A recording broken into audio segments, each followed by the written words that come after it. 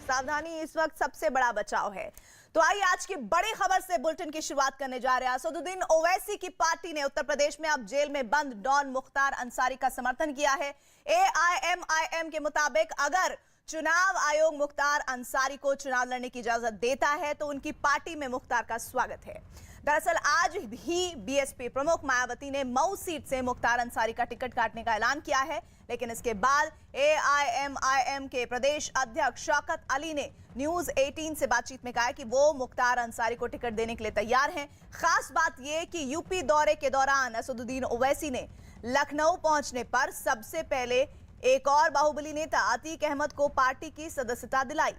अतीक अहमद भी जेल में है, लेकिन ओवैसी ने उनकी पत्नी के जरिए सदस्यता दिलाई।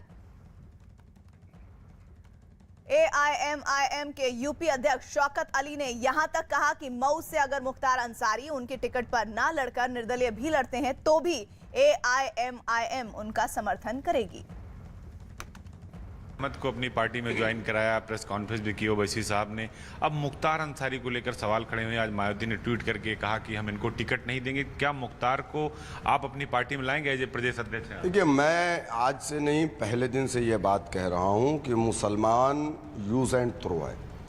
मुसलमानों को तमाम नाम नहाज सेकुलर पार्टियों ने इस्तेमाल करके फेंक दिया, चाहे वो जनता हो चाहे वो नेता हो।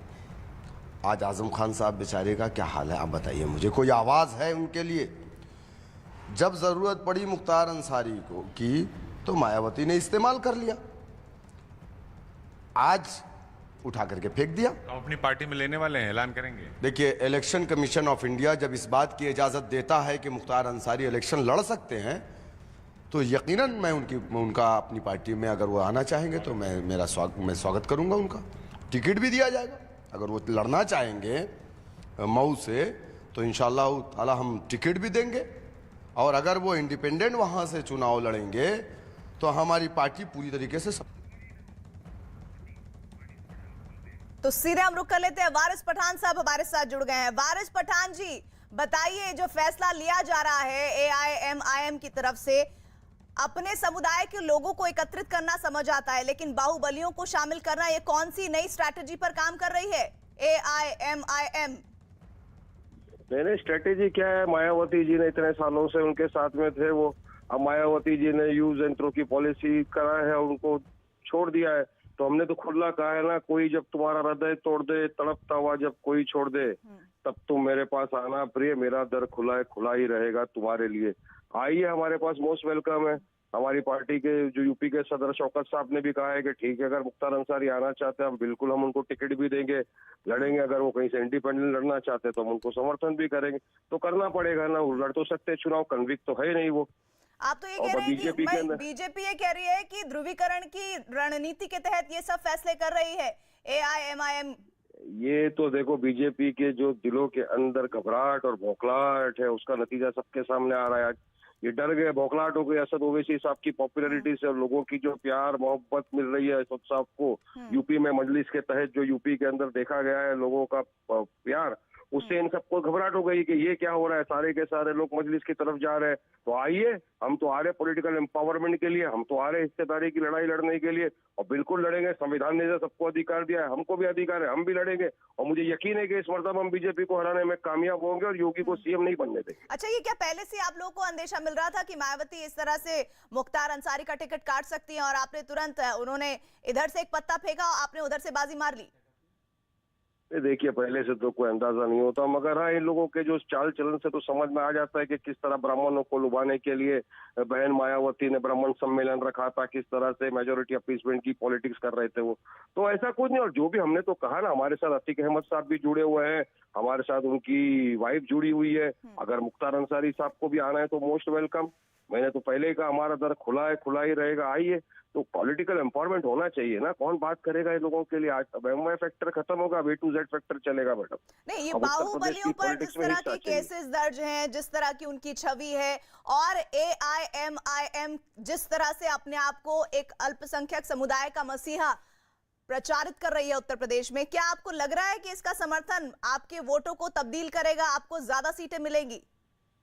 आप जरा सा डाटा अगर चेक कर लेंगे मैडम तो आपको ये पता चलेगा कि भाजपा के अंदर जो अभी elected member of legislative assembly MLA 35% उसके अंदर क्रिमिनल चार्जेस फेस कर रहे हैं। तो क्या है वो लोग 35% लोग जो है उनके ऊपर क्रिमिनल केसेस है। तो बीजेपी के अंदर वो जा सकते हैं और ना इनमें आतिक अहमद साहब कन्विक्ट हुए ना मुख्तार अंसारी साहब कन्विक्ट हुए। दोनों के ऊपर बस अंडर ट्रायल और कानून बोलता है कि man is proven to be innocent unless until proved guilty.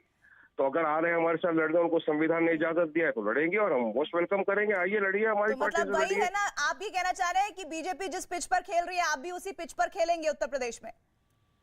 देखिए मैडम, हमारी पिच तो क्लियर कट है। हमको हमारा पॉलिटिकल एम्पावरमेंट कराना है। जो इतने 60 साल से जो ये सो कॉल्ड सेक्युलर पार्टी ने मुसलमानों के वोटों को तो लिया मगर उनके लिए कुछ किया नहीं, तो आज हमारे उनके हक की लड़ाई है। अगर 7%, 9%, 11% वाला chief minister, deputy chief minister बन सकता है तो ये तो 20% वाले इनमें से क्यों कोई नहीं बन सकता? तो पॉलिटिकल एम्पावरमेंट तो होना चाहिए ना लोगों का। तो इसको क्या ध्रुवीकरण कहोगे? अरे ये ध्रुवीकरण नहीं होता। पोलराइजेशन वो होता है जब मोदी कहते हैं कि मैं हिंदू हूँ बड़ा, राहुल गांधी जनेधार हूँ अपने आप को बताते हैं। ये होता है किस तरह से मेजोरिटेरियन पॉलिटिक्स करने का। हम तो हमारे साथ सिंपल वारिस जी आपकी इन बातों का जवाब देने के लिए अनिला सिंह भी जुड़ गई हैं बीजेपी से। अनिला जी, ध्रुवीकरण की राजनीति नहीं रणनीतिक फैसले कर रही है AIIMIM और असदुद्दीन ओवैसी अब हर उस पिच पर जाएंगे जिस पर उन्हें लगता है कि उनका जनाधार बढ़े। जनाधार क्या है इनका? जनाधार तो यहाँ पर कुछ नहीं है। पिछले चुनाव में 0.2% वोट परसेंटेज लेकर आए थे। सबकी जमानत जो है जब्त हुई थी। देखिए ऐसा है कि 6 फुट लंबी दाढ़ी वाली लैला जो है, क्योंकि ये मैं ये नहीं कह रही, खुद ही अपने आप को लैला कहलाते हैं इसलिए मैं उनका नाम लैला बोलती हूँ। ये कुछ भी कहते रहे, एक नंबर की कम्युनल पार्टी है इनकी। और अब जितने गुंडे, बदमाश, मवाली, माफिया, उन सबको ये अपने दल में ले रहे हैं। और बहुत अच्छा है। उत्तर प्रदेश की जनता देखिए ये सोचते हैं कि उत्तर प्रदेश के जो मुसलमान हैं वो अपने आप को कहीं रिफ्लेक्ट करेंगे अतीक अहमद, मुख्तार अंसारी के साथ, तो मेरे ख्याल से बहुत भारी गलतफहमी में है। उत्तर प्रदेश का मुसलमान इस प्रकार के राजनेता को बिल्कुल नहीं चाहता। हो सकता है हैदराबाद के ओल्ड टाउन के जो ये नेता है वहां पे इस प्रकार की नेतागिरी इनकी चलती होगी। उत्तर प्रदेश में नहीं चलेगी। तिरंगा का भी ये अपमान करते हैं, संविधान का अपमान करते हैं, हिंदू देवी देवताओं का ये अपमान करते हैं, हमारे देश की फौज का ये अपमान करते हैं। सम्मान किसका करते हैं? अतीक अहमद का, मुख्तार अंसारी का। वारिस ये पठान इनका जी, चरित्र है। जवाब दीजिए। ये इन्होंने जितनी भी बातें कही है सारी के सारी बातें बीजेपी के ऊपर पूरी तरह से लागू हो जाती है।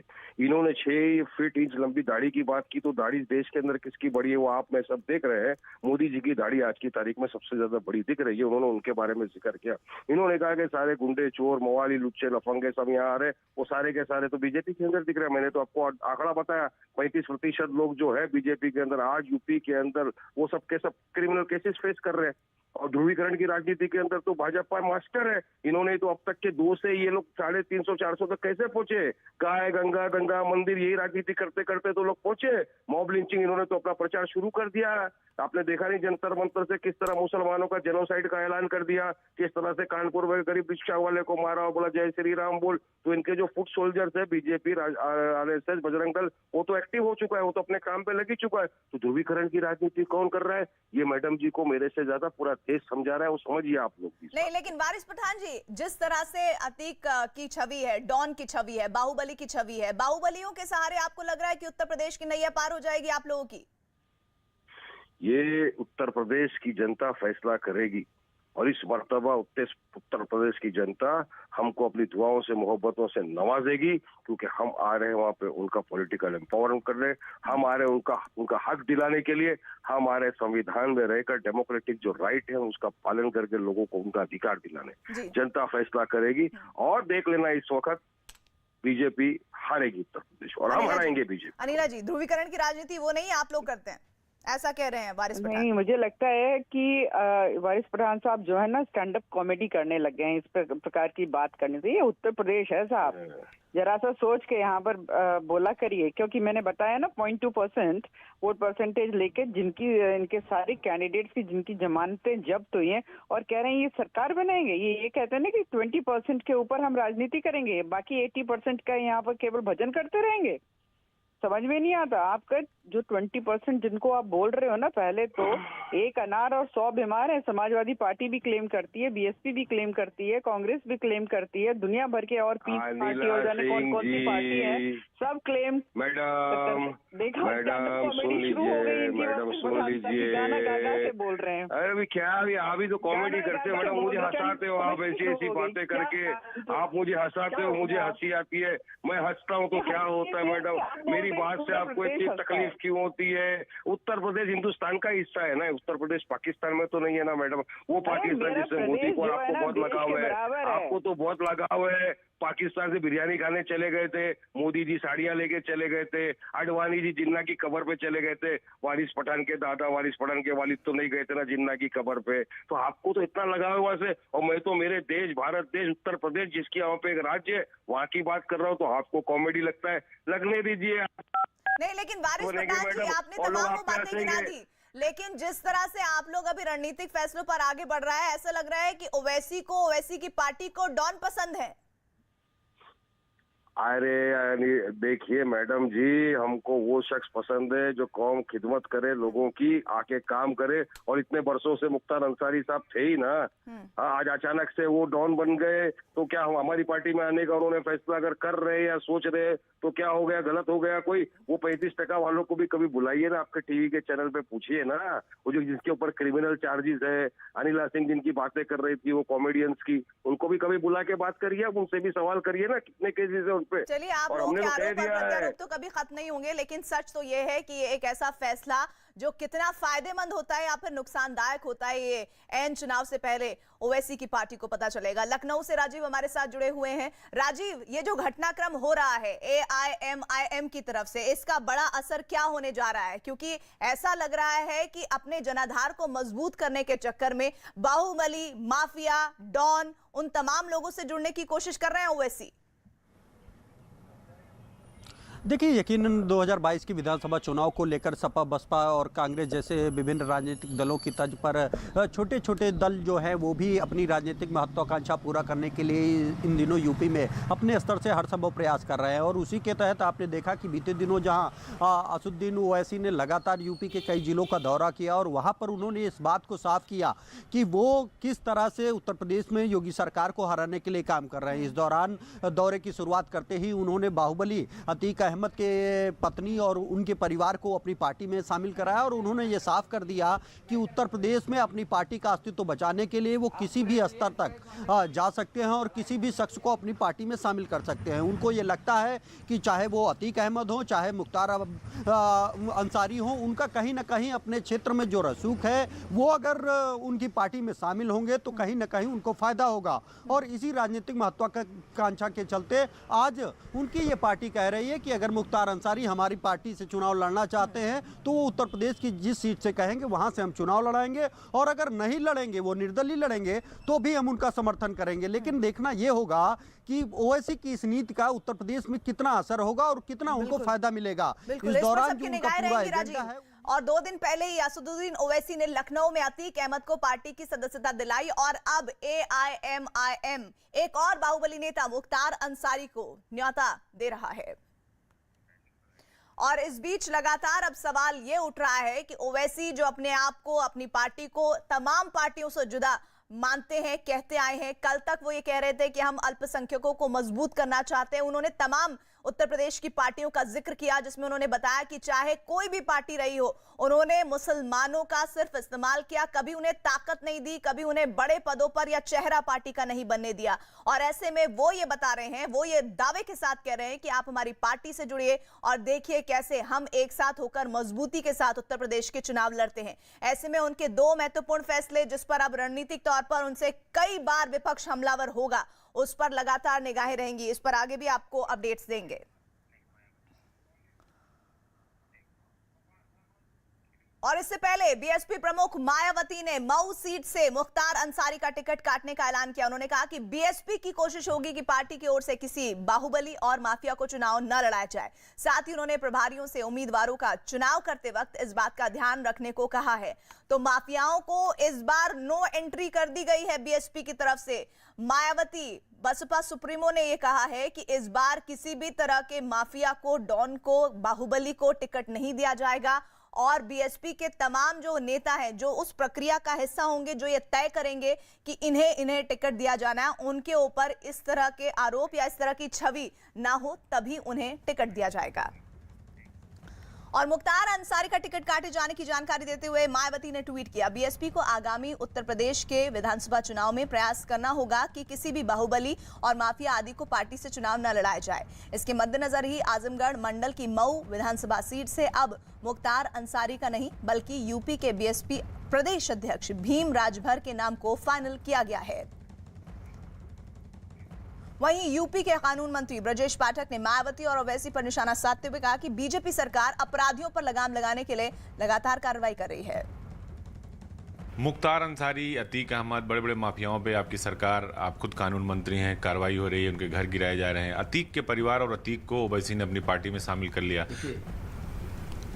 भारत की राजनीति में, विशेषकर उत्तर प्रदेश की राजनीति में शुचिता की बात हो। कोई भी व्यक्ति जो अपराधी है, जो माफिया है, जो क्रिमिनल एक्टिविटीज़ करता है, उसको भारतीय जनता पार्टी बिल्कुल भी प्रमोट नहीं करेगी। हम ऐसे तत्वों के खिलाफ कड़ी कार्रवाई कर रहे हैं। पिछले 4.5 साल के दौरान माननीय मुख्यमंत्री योगी आदित्यनाथ जी ने हर स्तर पर सभी जनपदवार, थानावार समीक्षा करके ऐसे अपराधियों को चिन्हित कराया। लेकिन मायावती ने आज एक ट्वीट किया और ये कह दिया कि मुख्तार और ऐसे अपराधियों को हम अपनी पार्टी में नहीं शामिल करेंगे, टिकट नहीं देंगे। दरअसल भारतीय जनता पार्टी शुरुआत से इसकी पक्षधर है और हमारा मानना है कि लोकतंत्र में किसी भी व्यक्ति को ऐसे लोगों को आगे बढ़ाने की अनुमति नहीं देनी चाहिए जिन लोगों का कानून में भरोसा नहीं है। राजीव, बसपा सुप्रीमो के इस फैसले को बहुत देर कर दी आते आते समझा जाए या चुनाव से पहले अपना बड़ा दांव देखा जाए उनका? देखिए, जिस तरह से रहा है बसपा का अब तक का इतिहास, उसमें बसपा ने ही सबसे पहले इस तरह के अपराधियों को टिकट देकर उन्हें राजनीतिक संरक्षण दिया और अब ये पहला मौका है जब बहुजन समाजवादी पार्टी की मुखिया मायावती ने इन अपराधियों से किनारा किया है। तो ऐसे में देखना ये होगा कि उत्तर प्रदेश के लोग मायावती के इस फैसले को किस तरह से लेते हैं। लेकिन यही कारण है कि अब चाहे ओवैसी की पार्टी हो या अन्य नेता, वो ये सवाल खड़ा कर रहे हैं कि जब इन लोगों के पास समर्थन था तब बसपा ने इनको यूज किया और इनके जरिए अपना भी राजनीतिक दबदबा कायम किया। लेकिन आज जब ये हाशिए पर है, जब योगी सरकार इनके ऊपर ताबड़तोड़ कार्रवाई कर रही है, तब बसपा सुप्रीमो ने भी इन लोगों को अपनी पार्टी से बेदखल कर दिया है। तो ऐसे में अब देखना ये होगा कि आखिर इसका कितना असर होता है। और दूसरी तरफ ओवैसी को ये लगता है कि क्योंकि चाहे मुख्तार अंसारी हो चाहे अतीक अहमद हो, इनका एक राजनीतिक में एक लंबा दबदबा रहा है और अपने क्षेत्र में खासकर इनको समर्थन मिलता रहा है और ऐसे में उनको लगता है कि अगर ये हमारी पार्टी को शामिल दोबारा होंगे। और ये जो लगातार राजनीतिक घटनाक्रम बदल रहे हैं और खास तौर पर ओवैसी की पार्टी के एंट्री के बाद किस तरह के लोग, किस तरह की छवि वाले लोग उनके साथ जुड़ रहे हैं, इस पर भी विशेष निगाह रहेगी। इधर आपराधिक छवि वाले लोगों को टिकट देने के मुद्दे पर बीजेपी नेता विजयपाल सिंह तोमर का भी बयान सामने आया। मुख्तार अंसारी को टिकट दिया किसने? आज भी मुख्तार अंसारी के भाई जो सांसद हैं वो बसपा से ही सांसद हैं। उनको टिकट किसने दिया? पहले उनको क्या पता नहीं था कि माफिया है ये? अगर उनको ये नहीं पता था, 3 बार मुख्यमंत्री रही हैं और कोई मुख्यमंत्री अगर अपने प्रदेश के माफियाओं के बारे में भी जानकारी नहीं रखता है तो ये निश्चित रूप से एक चिंतनीय बात है। और जिस तरह से आज मायावती कह रहे हैं वो इस कारण कह रही हैं क्योंकि हमारी सरकार ने मुख्तार अंसारी एक नहीं ऐसे अनेकों माफियाओं के विरुद्ध जो सख्त कार्रवाई की है। और मुख्तार अंसारी का जिनका आप नाम ले रहे हैं, ये तो प्रदेश में आने में डरते थे। अच्छा है यदि सब पार्टी ये सोचें किसी भी माफिया को टिकट नहीं दिया जाएगा, लेकिन भारतीय जनता पार्टी ने तो इस तरह के माफिया और क्रिमिनल्स को जेल में डालने का काम किया है। किसने इनको नेता बनाया? अब यदि हृदय परिवर्तन हो रहा है बहन जी का तो बहुत अच्छी बात है, हम उसका स्वागत करते हैं। इस बीच एक बड़ी खबर आ रही है उत्तर प्रदेश के यूपी के बाराबंकी से, जहां एआईएमआईएम नेता सदुद्दीन ओवैसी के खिलाफ एक और केस दर्ज किया गया है। ओवैसी की जनसभा के दौरान तिरंगे के अपमान के आरोप में यह केस दर्ज हुआ है। आरोप है कि उनकी रैली के दौरान मंच पर तिरंगा फहराने के बजाय लपेटा गया था और इससे पहले बाराबंकी की रैली को लेकर भी ओवैसी पर कोरोना नियमों में उल्लंघन और सांप्रदायिक सौहार्द बिगाड़ने के आरोप दर्ज हुए हैं। और 3 दिन के यूपी दौरे पर बाराबंकी पहुंचे एआईएमआईएम नेता सदुद्दीन ओवैसी ने मॉब लिंचिंग का मुद्दा उठाते हुए केंद्र और यूपी की बीजेपी की सरकारों पर निशाना साधा था।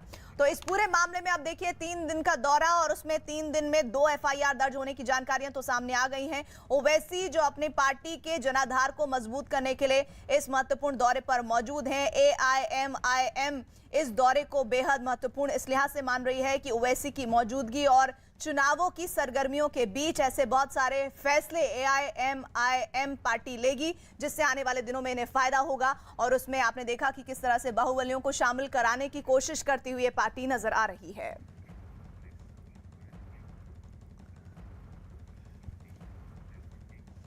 और इधर अफगानिस्तान से जुड़ी हुई एक बड़ी खबर आ रही है। वहां तालिबान के अमरुल्लाह साले के भाई रोहुल्लाह साले की हत्या कर दी गई है। उनकी हत्या उस वक्त हुई जब वो पंजशीर से काबुल जा रहे थे। तालिबान के लड़ाकों ने उनकी पहचान होने के बाद उन्हें गोली मार दी है। इस वक्त की बड़ी खबर अफगानिस्तान से आ रही है। खबर है कि वहां तालिबान ने अमरुल्लाह साले के भाई रोहुल्लाह साले की हत्या कर दी है। उनकी हत्या उस वक्त हुई है जब वो पंजशीर से काबुल जा रहे थे। तालिबान ने जानकारी आ रही है कि लड़ाकों ने उनके पहचान होने के बाद उन्हें गोली मार दी है। सालेह के भाई की हत्या की जानकारी इस वक्त की बिग ब्रेकिंग न्यूज। तालिबान ने गोली मारकर हत्या की है, जानकारी मिल रही है। रोहुल्लाह सालेह की हत्या की गई है। रोहुल्लाह सालेह अमरुल्लाह सालेह के भाई, जिनके पंजशीर से काबुल आते वक्त उसी दौरान हत्या की गई है। तालिबान के लड़ाकों ने उन्हें पहले पहचाना और उसके बाद उन्हें मार डाला। तो लगातार जिस तरह से पंजशीर और पूरे अफगानिस्तान की अगर हम बात करें तो हालात बेहद खराब नजर आ रहे हैं। जहां जहां विरोध से जुड़े हुए स्वर नजर आ रहे हैं, वहां पर तालिबान के लड़ाके जबरदस्त तरीके से दहशत कायम करने की कोशिश कर रहे हैं। और पंजशीर वो इलाका जहां पर सबसे ज्यादा मुश्किल हो रही है तालिबान के लड़ाकों को, वहां के लोगों से, वहां के रणनीतिक फैसले लेने वाले लोगों से लगातार इस बात को मनवाने में कि पंजशीर पर अब उनका कब्जा है। इस बीच लगातार वो दहशत के हर काम को अंजाम दे रहे हैं जिससे लोग डरें, लोग उनकी बातों को, उनके वजूद को स्वीकार करें। और ऐसे में ये बड़ी खबर अफगानिस्तान के लोगों के लिए बेहद अहम, जिसमें जानकारी मिल रही है कि तालिबान ने अमरुल्लाह साले के भाई रोहुल्लाह साले की हत्या कर दी है। उनकी हत्या उस वक्त हुई जब वो पंजशीर से काबुल जा रहे थे।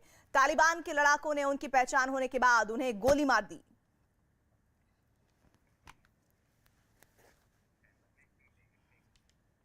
अफगानिस्तान से इस वक्त बड़ी खबर आ रही है। वहां पंजशीर से सैकड़ों लोग अपना घर बार छोड़ने को मजबूर हो गए हैं। इन लोगों ने एक वीडियो जारी कर तालिबान लड़ाकों पर परेशान करने का आरोप लगाया। वीडियो के जरिए इन लोगों ने बताया कि तालिबान ने आम लोगों के घरों के दरवाजे तोड़ दिए और उनको मिलिट्री बेस में तब्दील कर दिया है। इन लोगों ने बताया कि पंजशीर में लोगों को जबरन उनके घरों से बाहर निकाला गया है और वहां इंटरनेट और फोन नहीं होने से अब तक ये बात बाहर नहीं आ पाई है। इस वीडियो में सैकड़ों लोग अपने परिवार को लेकर पंजशीर से दूसरी तरफ निकलते दिख रहे हैं।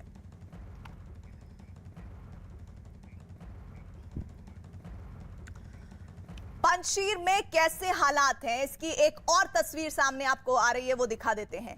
दरअसल ये तस्वीर है तालिबान के आतंकियों ने जो जारी की है वही। और इन तस्वीरों में देखिए आप किस तरह से, आपको पता चलेगा इन 2 तस्वीरों के जरिए। पहली तस्वीर कुछ दिन पहले की है जिसमें अमरुल्लाह साले बैठे दिख रहे हैं और ये तस्वीर उस वक्त की है जब उन्होंने एक वीडियो संदेश जारी कर तालिबान को कड़ी टक्कर देने की बात कही थी। और दूसरी तस्वीर आज की है और इस तस्वीर में एक आतंकी बंदूक लिए उसी जगह पर बैठा है जहां कुछ दिन पहले अमरुल्लाह साले ने वीडियो रिकॉर्ड कर तालिबान को चेतावनी दी थी। यानी तालिबान पंजशीर में किस हद तक कब्जा कर चुका है वो इस तस्वीर से आसानी से समझ आ सकता है। तो इन दोनों तस्वीरों में फर्क सिर्फ सामने बैठी हुई शख्सियत का है।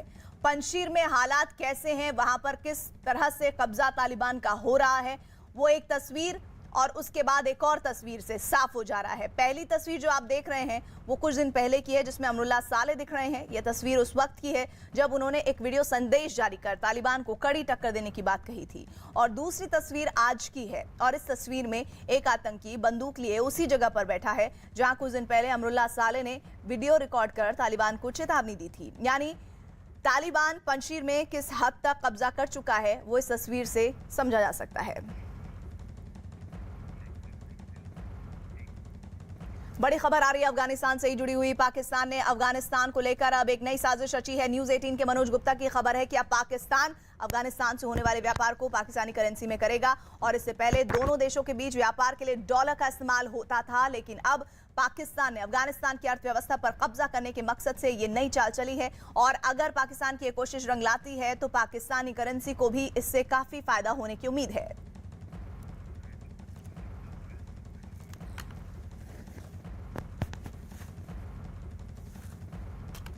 अफगानिस्तान में इस वक्त अब एक नई साजिश पाकिस्तान करता हुआ दिख रहा है। और इस बीच अफगानिस्तान में दूसरी बार सरकार बनाने के बावजूद तालिबान का एक खेमा परेशान है। दरअसल इस खेमे को अपने सुप्रीम लीडर हिबातुल्लाह अखंदजादा की सलामती का डर सता रहा है, क्योंकि पिछले 6 महीनों से अब तक अखंदजादा सामने नहीं आए हैं। उनकी चिट्ठी और संदेश तो मिलते हैं, लेकिन लंबे वक्त से उसका चेहरा कोई नहीं देख पाता है। ऐसे में तालिबान के उदार गुट को इस बात का डर सता रहा है कि कहीं उनके सुप्रीम लीडर के साथ कोई अनहोनी तो नहीं हो गई है। 20 साल की जंग और 18 महीने के कूटनीतिक दावपेच के बाद तालिबान अफगानिस्तान के किंग तो बन गए, लेकिन तालिबान का किंग यानी उनका सुप्रीम लीडर अब तक दुनिया के सामने नहीं आया है।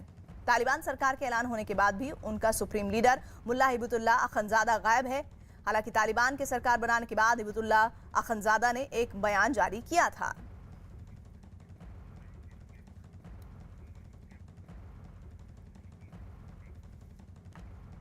जियो और गूगल का स्मार्टफोन जियो फोन नेक्स्ट दिवाली पर लॉन्च होगा। जियो और गूगल ने ये जानकारी दी है। जानकारी के मुताबिक जियो फोन नेक्स्ट पर काम जारी है और जल्द ही इसे लॉन्च किया जाएगा।